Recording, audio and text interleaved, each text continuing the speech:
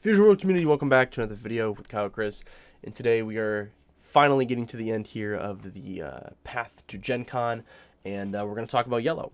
And Yellow has been dominating Fusion World since the beginning, so we're going to talk about what to look forward to, what to look out for, and what I would be playing if I was going to Gencon. So make sure you guys like and subscribe as always. Thank you guys for the support. We'll jump right here into the video. So Yellow has been, as I said, has been dominating since the beginning, and a lot of this has stemmed from one particular leader, which is going to be Frieza. But we did see some flashes of the other Yellow decks in set 1, which was Cooler and Ginyu sort of make a name for themselves as very niche type leaders, winning some early events as well as just putting on a show later on against particular colors, primarily green, sort of being just I want to say a counter to green, but definitely made the green matchup much more favorable. As we got into set 2, we saw the release of Vegeta, but then we also saw sort of the fall of the respected two decks I just talked about, which was Cooler and Ginyu, just sort of not being relevant at all. And that might change in set 3, but both of these decks currently have just not found much use, and we'll kind of talk about a little bit as to why during the video. So Yellow overall has very, very favorable matchups against basically everything except for Red. Even in the blue matchup, which I think is pretty 50-50, Yellow can come out on top, really depending on the pilot. Green, most of the time, Yellow is going to be favored in that matchup, but also Yellow just a great color in this game, as it is in Masters, or has been in Masters. But the one bane to Yellow's existence is going to be Red, and realistically, it's going to be Beerus, more so than Red itself. But Beerus kind of just destroys Yellow. Man, I think every event that we've had where Yellow, Frieza, I should say, has attempted to win an event, it has been duped by Beerus. So, I mean, Yellow has sort of been, Frieza has sort of been the Yellow ambassador since the beginning, and probably will continue to in set 3 of being the best Yellow deck. Being able to restand 2 of any battle card every turn is just very good for value, whether those are blockers or just cards you don't want to have attacked into. Frieza does basically anything that it wants to, right? It also takes advantage of these 2 cards very well. The Bulma, which is just an incredible draw engine for Yellow, being able to restand this card and then tap it during your opponent's turn to draw another card, or to even tap another card, is crazy. As well as Vegeta being able to stop any of your opponent's battle cards, any of their KOing effects from being able to go off while this is in rest mode, and it keeps all of your cards safe. Meaning you can tap down everything once you have the Vegeta on board, and unless you're playing against Beerus, there's a very little chance that Vegeta dies. Or of course, if you're playing against like blue, they can bounce it. But most other colors don't have a way, or other leaders don't have ways of removing this card without spending resources on doing that. So this obviously works in any Yellow deck, but it works primarily really well in Frieza, especially with the Bulmas, because the Bulmas just allow you just to draw so deep into your deck, and having so much hand size, it normally nets you a win just off of resources alone. Now another card, if you're not teching this in Frieza, I would definitely try to. When this card is switched to active mode by a skill, which could be your leader effect, you choose one of your opponent's battle cards in rest mode, 4 or less, and then it can't switch to active mode during your opponent's next turn. Meaning, if they have a battle card that's 4 or less on board at the end of your turn, since it's still the end of your turn, you switch this guy to active mode, and then you just keep a card locked down. Right, and this is a card that's not utilized a ton in Frieza decks, mainly because of its cost. It's a 3 cost, but it is a 10k, and it serves a very good purpose of just keeping another card locked down. So this is definitely something I would look out for if you're playing against Frieza. Might be something to have to deal with, or if you're playing Frieza and you're just looking for some other tech slots, I think this would be a great card to include. Mixing this in with your Vegeta and your SR Goku just gives you a lot of mid-game control over what your opponent's doing. Now, one of these cards is premiered probably in every Frieza deck, which is going to be the 4-drop Cooler, While the 4-drop Frieza is not really seen that often anymore. This was card that was used primarily in Cooler because you can restand it twice. Or I'm sorry, you can restand it a second time to attack for 40k. So it's more so like an aggro card. But in Frieza, you don't really have a lot of 40ks. You have a 35k, and then you have your secret rare, right? So being able to board this for 4-drop, for 4 energy, and swinging 40k into something, and then restanding it at the end of the turn is actually really nice. I would like to see more Frieza decks try to incorporate this card. In Cooler, blocks anything or attacks and rests any card, and then KOs a 2-cost. If that card is the one that you rested was a 2-cost. I think this card is starting to lose its power. It's a very good card, but if you're playing against a lot of yellow, most of their cards can't be KO'd anyways that are 2-cost. With the Frieza on board, so this card's sort of losing its value. 2-drops are really only played in abundance in yellow. Every other color, like even like red, like they have a few 2-drops that they play, but most of them are going to be 3-drops or 4-drops now. So I think this card is starting to lose its value, and because it's a 0k, it definitely adds, it's just a dead card at times in your hand. So this might be a time to start looking in for replacements for the Cooler card. Let me know what you guys think down below of that thought. I'm sure some people have already moved on from it, and there's some people who probably will never move on from it. So there's definitely two sides of the coin there. So the two leaders again that are just sort of just on the obscurity list is going to be Ginyu and Cooler. Ginyu has not seen any support really in set 2. It's too glass cannon like.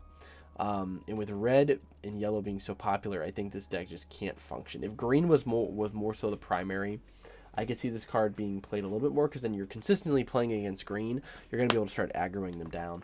But you just really can't do that against red and yellow for that matter. It just doesn't really happen. Blue has the ability of just removing your board every turn after turn 3. So then at that point, you really can't do much anyways. So again, you're just sort of a glass cannon deck, and you just sort of run out of resources at some point, so your activate main really won't be coming up.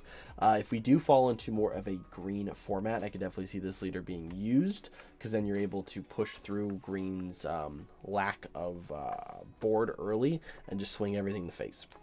And that also kind of goes for Cooler as well. Even though he's a crit leader, I think hasn't really received any, like, set 2 was not primarily about Frieza Clan. You had a lot of Earthling cards and Saiyan cards being added, so a lot of those don't function in Cooler. Once we start getting some more Frieza Clan cards, we might see a rise in Cooler's playability. But currently, no, it's still just not really used at all, so you're probably just going to resort to playing Frieza.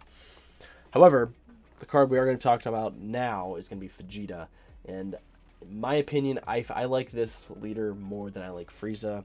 Generally, I try not to play the leader that everybody else is doing, because that's it's more, I don't want to say it's more counterable, because in Fusion World we don't have side decks, but you're going to be expecting it more so, right? And people might not understand the power of what this deck does.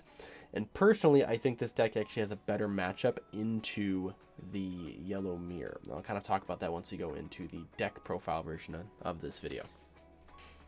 Alright, so we have the Vegeta deck here, and I'm going to go over with you guys pretty quickly. If you guys don't know, the Vegeta leader restands 2 energy every turn, allowing you to have more access to defensive options, as well as, so it's basically like the opposite of Frieza, right, where Frieza restands battle cards. So the 1-drops here, we have Bulma and Sorbet. Sorbet, this is just normal set 1 stuff, just a 1-drop cantrip. But Bulma, we can tap it to draw a card and take a life.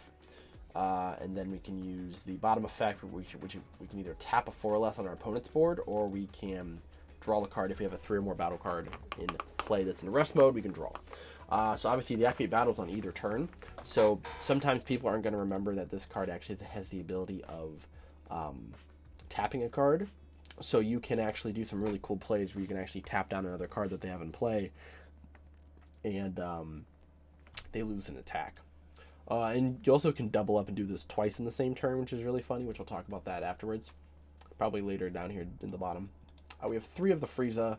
One drop's just tapping any card. Also a 10k, which is we desperately need in this deck. We have a lot of 5ks. For the Frieza, this is probably the best like single card in yellow, other than the like maybe the SRs that we're going to talk about in this deck. Taps anything 3 or less, and then also takes a life. Super good early. This is probably your best turn 2 play you're going to drop. We have our Ginyu package with Ginyu and Raccoon. This is what you play in every yellow deck currently until we get something better. Raccoon for 3, you play a 2 or less a Ginyu Force card and take a life. And you can play this, and then if you have 3 or more Frieza cards, Frieza armies in plays, you restand 2 energy. So all of these cards here are all Frieza army. So if you have a 1-drop Sorbet or a 1-drop Frieza in play, you play Raccoon, you play Ginyu, then you have 3, you restand 2 energy, right? Now you get 2 more extra energy. Maybe you drop another Frieza here, maybe you drop another Ginyu, but it just allows you just to spam the board faster, and then you also get the 2 energy back up at the end of the turn. 1 Ku, or Koi. This card is a 2-drop blocker that taps anything upon KO'd. This is really good into the green matchup. So I only have 1 in here, but you can definitely easily take a second one if you think you're going to be playing against a lot of green, and it's really only good in green.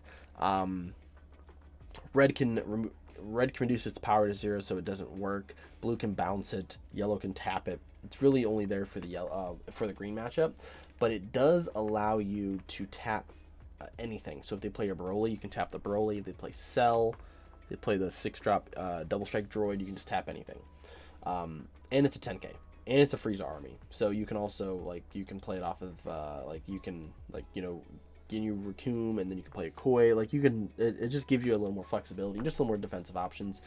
Then another defensive option is going to be the Guldo, which we can tap this to keep a card in rest mode during our opponent's next turn. So again, you can Raccoon into Guldo, you can Raccoon Ginyu Guldo, and then this is going to tap anything, and then keep it, not tap it, but if it's in rest mode already, it will not restand. So just another way of just locking down another important card that our opponent has, whether it has an on attack effect, whether it's drawing or reducing power, or bouncing something or whatever, or it's just a really annoying card, has double strike or crit, we can just keep it locked down. Then we have the Vegeta package. This actually comes with the set 2. This is what was primarily advertised to play in the Vegeta deck. So Tien Shinhan has an activate battle for 1 energy. You choose one of your opponent's battle card 3 or less and switch it to rest mode. So what's cool about this is you can swing at this guy, you have him on board, and then you can use his activate battle on your opponent's turn to rest a card. You also can use it on your turn. You can play this card, swing with your leader, use this effect to tap it, swing this into it, restand 2 energy. Now you have the ability of tapping down another card on your opponent's turn. It becomes really annoying, and it also is a 10k as well. Android 18 on play and attack taps anything. So you can play it, tap down a card, swing into something else, tap down another card. This allows you, this is almost like your Ketopezla for yellow. Kind of falling in the same category, which has having an on play and an attack effect. This, just being able to tap anything, just allows you to kind of navigate through your opponent's defenses, especially if they have blockers up, to get to the important card or to their leader without having to go through blockers. 3 of the Vegeta SR keeps all of your opponent's cards, keeps all of your cards safe from your opponent's effects that are KO effects during your opponent's turn. And then on play, you can take a life and play up to a 1-cost card. So you can play any of these 3 cards here and taking a life, which normally allows you to get into your awakened condition. 4 of the SR Goku, same thing, on play and attack, you choose one of your opponent's battle cards and it can't restand. So this allows you to basically lock down 2 different cards. And this is a 10k as well. Very, very devastating card here. Normally this is your best turn 4 play. Honestly, you're going to slam this card turn 4. Tap 2 things, swing into something else. You just clear their whole board, and then you can kind of push maybe for game on the next turn, or just continue to beat them down with resources. 2 of this Whis, this 5-drop Whis. So there's a gentleman at our locals who played this card, and I actually didn't know. I really didn't look through a lot of the the extra cards in set 2. This was a very interesting card here. So it's a 5-drop 35k. At the end of the turn, you switch one of your rest mode cards to active mode. So it's any of your cards. So you can switch this card to active mode. You can switch one of your other cards to active mode, especially if it has a 10k combo. or you can switch another energy to active mode, which is really good. One of the best targets for this is restanding the Bulma, and then now you can use the Bulma on your opponent's turn without having to use an extra card to restand it. So that's one of the cool little effects. You also can do you know, Goku or one of these 10Ks here. That way you just get an extra 10K, and it's a 35K, which is a really awkward number for decks to, you know, to combo out of, because normally your cards are sitting at 20 or 25K, so now you have to give up a super combo just to get out of this, which is really annoying. And we have 3 of the secret rares, so we are actually not, I don't think we are playing the double striker in this list. So the reason is the double striker, I have a love-hating relationship with it. It is very powerful. Yellow definitely lacks, unless you're pushing with extra cards, yellow definitely lacks the combo ability sometimes. In this deck, as you see, we're running a pretty heavy amount of 10Ks with the Guldo, Koi, and then the 18 and the TN. So we are running a lot more extra card, a lot more 10Ks than some other decks might be running. But this card just allows you to basically floodgate your opponent for the next turn, and then the turn after, then you can go in for the win. So this card KOs anything on play, and then your opponent's battle cards that are played 5 or more are played in rest mode. So anything that your opponent's going to play that's, you know, 5 costs or more just gets instantly played in rest mode. Then if they can't remove this card next turn, this is a 40k swing that they're going to be having to look down. So I feel like this concept of not going into the double striker and then just focusing on kind of the mid range, I think it could pay off for a lot of people. And also this also allows you to win the green matchups, because now your opponents, their droids, their Broly, their Cell all come in rest mode, and even if this card might die, they still have to live with the fact that they're paying 8 energy to not attack. 4 super combos, this is just normal stuff. You know, every deck is going to play 4 super combos. Then we get to our extra cards. Alright, so we have 2 Frieza Ball, or Death Ball, tapping a 3 or less. Again, this is just more defensive steps that you can do. You can tap this on offense or on defense, but primarily you're going to use this on defense. 2 of the Blue Power Awakening. This card is a 25k combo, or you can KO a card 6 or more in rest mode. So this also allows you to KO a lot of the green cards that are in rest mode. It's really all this is going to hit is green, and potentially if you're playing in a mirror and they play a Golden Frieza. Otherwise, it is going to be a 25k combo. And then 3-time Rewound. So this is a only defensive card, extra card. You gain 20k. Then you switch up to one of your battle cards to active mode. So what's cool about this is you can switch any of these cards to active mode here, but the best one is going to be the Bulma, of course, right? So you can use Time Rewound, like you can use Bulma effect, tap it, maybe draw a card on your opponent's turn, use Time Rewound, restand it, tap something, or draw another card. You paid 1 energy for 20k and 2 draws. That's pretty powerful. And this is not once per turn, so you can do multiple of these on defense, but that's kind of what you're sort of setting up for. So it is a 52 card list, which I think is pretty safe number to be running. Just because it gives you a few extra slots to tech in some other things. So like those 2 extra slots are probably the Guldo here. But I think this list is very good. Give it a shot. Like I said, the double strike portion of things, it pays off if you're able to continue to pressure your opponent.